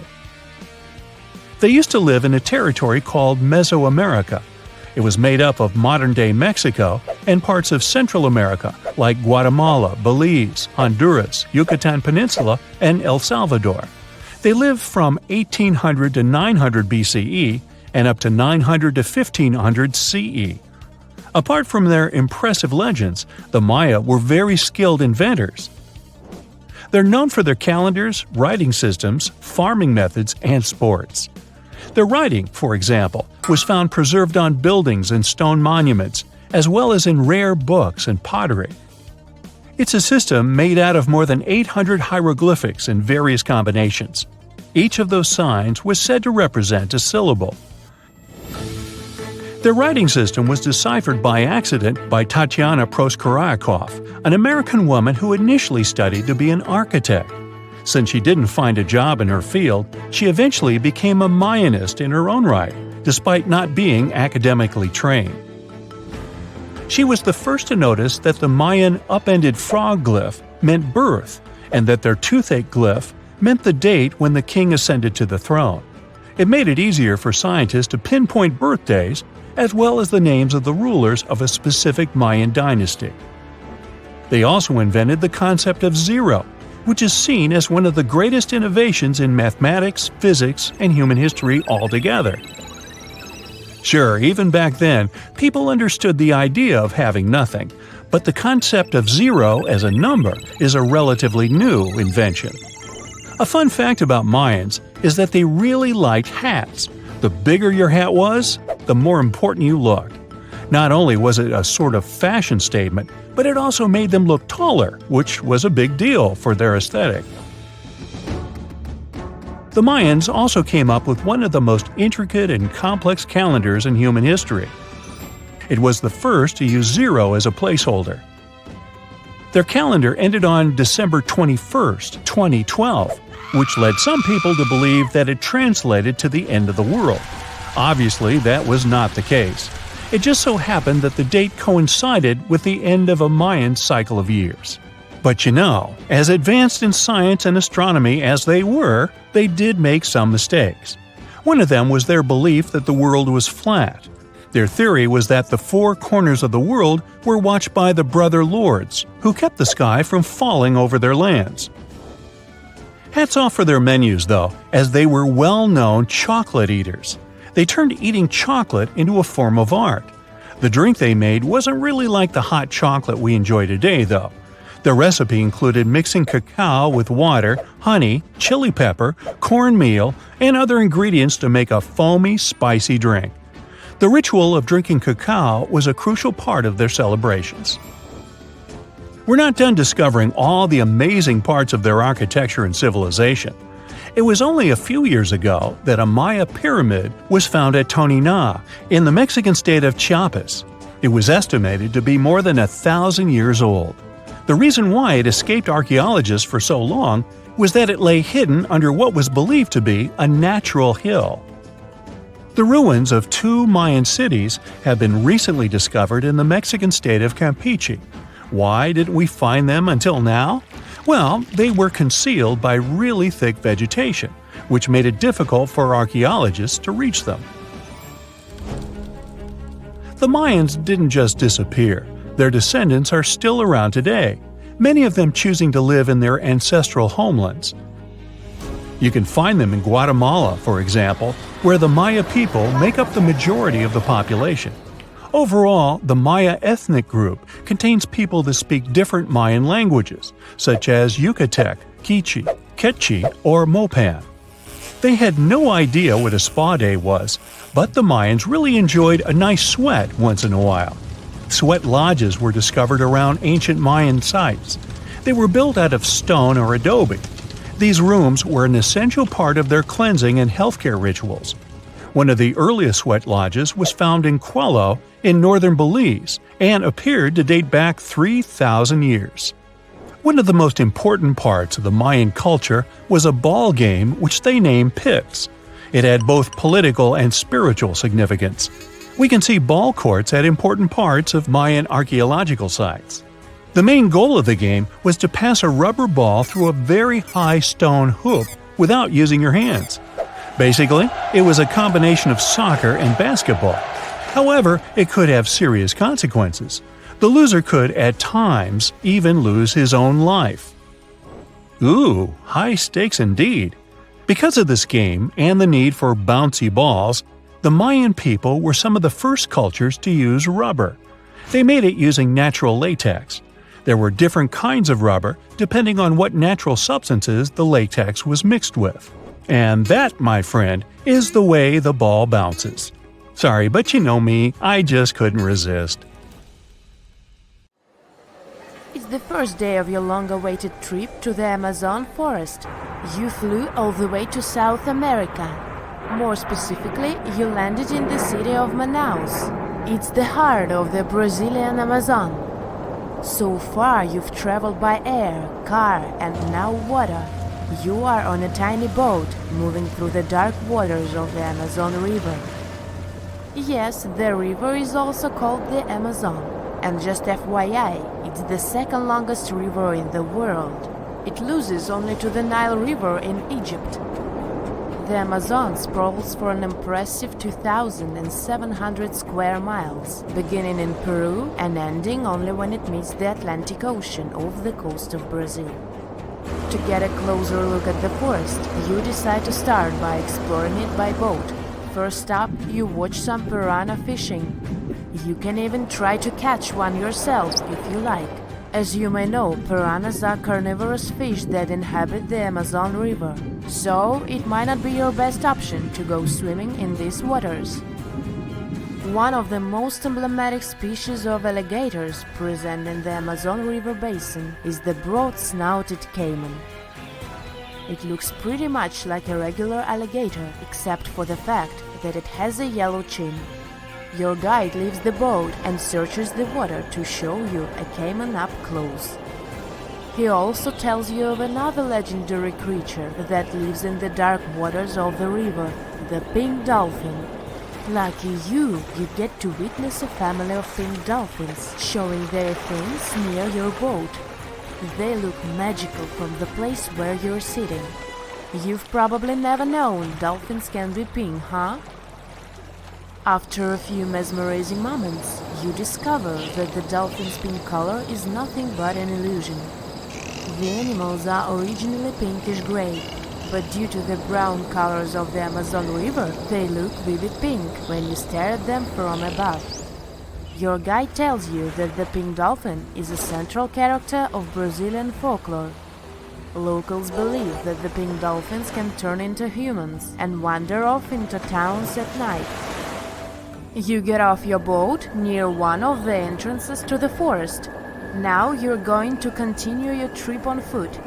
Your guide says that you are venturing into very dangerous terrain. The Amazon is home to some of the creepiest species of wildlife on the globe, but don't worry, we'll get to see a lot of them today. You've come prepared, of course. Bug spray, a raincoat, and your sharp eyes. Inside the jungle, you need to be alert at all times. You may have heard legends of the anaconda, a snake that can swallow animals as big as a cow in one go. Sorry to break it to you, but those are not just legends. Reptiles like these do actually exist. They live deep in the jungle. It right there, moving between the trees. Is it a spider? The so-called Goliath bird-eater is a monster spider. Its legs can grow up to a foot in length, and the spider itself can weigh around 6 ounces. It's also known as the king of tarantulas. You shouldn't get too close, of course. It's not venomous to humans, but its bite can surely sting. As its name suggests, the Goliath bird-eater can even eat birds, as long as they are smaller than it is. Up next, you run into another species of spider that draws your attention. This one is so tiny that you almost don't see it. It's known by the popular name of the decoy spider. You see one of its creations, a gigantic spider built by the tiny Cyclosa spider in order to scare off large predators. This is as amazing as it is creepy. A spider that uses the remains of other insects and dry leaves to create the image of a large spider on its web. If it fools predators, perfect! But to us humans, this work of art looks almost endearing. Who knew there were artists in the arachnid world? Near a small lake, you witness a unique scene. A large snake is slowly slithering its way toward a lizard that is resting on a rock. The lizard seems obvious to the presence of the dangerous reptile, but right as the snake is preparing to attack, the lizard flies the scene in its iconic way. The so-called basilisk lizard is famous for its ability to walk on water, or rather run across the water. This isn't an illusion, just a matter of balancing. The small lizard moves its legs on top of the water very fast, while its long tail serves as a counterweight. I wish I could do that. If you've ever wondered what a frog looks like on the inside, you've come to the right place. Right in front of your eyes, there is a rare local species of frog. It's known as the glass frog. This species of amphibian has a type of transparent skin that is completely see-through. In other words, you can see the frog's interior with astounding clarity. It's as if you had X-ray vision. Moving on with your journey, soon you come across a pond. Floating on its water is probably the biggest water lily you've ever seen in your life. These huge plants are also known as the Victoria Amazonica. They can measure up to 8 feet across and hold the weight of a grown-up person. But I wouldn't recommend trying to climb on it if I were you. Just cause, you know, it's the Amazon forest we're talking about. The wildlife here is amazing, but the forest itself is also a sight. There are over 80,000 species of plants and trees grown in the Amazon rainforest. In fact, you can find 10% of all the world's wildlife in this jungle. An estimated 400 billion trees grow on the gigantic area the forest occupies. Of course, this place is bound to be biodiverse, right? You won't be able to witness this phenomenon during your trip, but your guide tells you about a unique species of tree that is famous for being able to walk. Yep, you've heard correctly. There are walking trees in the Amazon rainforest. They don't have legs or anything like that, but they do move around in search of better lighting conditions. The Amazon canopy is so thick that only 1% of sunlight can reach the forest floor. Because of this, some trees end up getting less sunlight than others. The so-called walking palm trees seem to be adapted to this situation. They grow new roots, which helps them move for 1 to 2 inches per day. They can walk up to 65 feet per year. Maybe that's what inspired John Ronald Reuel Tolkien to create ants, huh? Those are pretty similar tree beings that roam freely around the world. I kid you not, it's not only wildlife that inhabits the Amazon. Actually, over 30 million people live in the forest. And there are also ancient settlements that scientists believe to have been thriving there. And I'm not talking about El Dorado, that's just a myth. But in 2018, a groundbreaking study showed that up to 1 million people probably inhabited the Amazon between 1250 and 1500 CE. Can you imagine that? Working alongside local indigenous people, researchers from the University of Florida found several mounds in the Amazon. Besides these mounds, they also discovered interesting ditches and geoglyphs. After mapping all of these recurring mounds, scientists understood that this was a sign of an ancient settlement. They found remnants of carefully designed walls centered around plazas. This could only mean that these ancient cities were big and could host hundreds of thousands of people. These findings brought back the idea that the Amazon could have been home to thriving civilizations way before the Europeans arrived there. But rather than cities drenched in gold, they were simply well-developed agricultural societies.